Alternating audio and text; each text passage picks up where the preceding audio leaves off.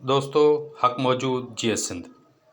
दोस्तों, ताज़ो Sindh public service commission तरफ़ां इम्तिहान वरिता विया तिन ते सॼी सिंध जे ग़रीब ऐं अहल शागिर्दनि खे एतिराज़ रहिया आहिनि, पर हर उन वतन दोस्त ऐं क़ौम दोस्त फ़र्दनि समेत तंज़ीमुनि खे बि सख़्त इख़्तिलाफ़ रहिया आहिनि।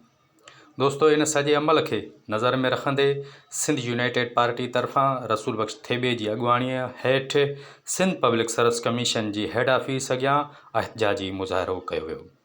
मुज़ाहिरे में रसूल बख़्श थेबे खां अलावा क़ौमप्रस्त रहनुमा डॉक्टर बदर चन्ना, गफ़ार चांडियो, समी चांडियो, गुलबैग शलगरी, एडवोकेट ज़ुल्फ़कार थेबो, सयाफ़ अॻवान कामिड ज़ीशान बुघियो ऐं ॿियनि शिरकत कई।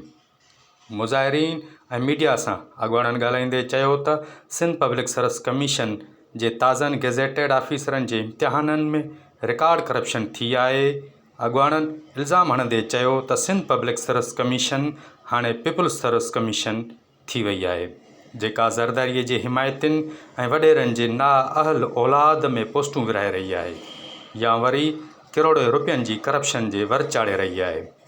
हक़ीक़ी ऐं अहल शागिर्दनि खे ॼाणी वाणी फेल करे रही आहे। हुननि मुतालबो कयो त ताज़े वरितल इम्तिहाननि खे फ़ौरी तौर ते रद्द कंदे सिंध पब्लिक सर्विस कमीशन जे चेयरमैन मोहम्मद वसीम ऐं संदसि टीम खे गिरफ़्तार करे ईमानदारनि ते कमीशन जोड़े ॿीहर इम्तिहान वरिता वञनि।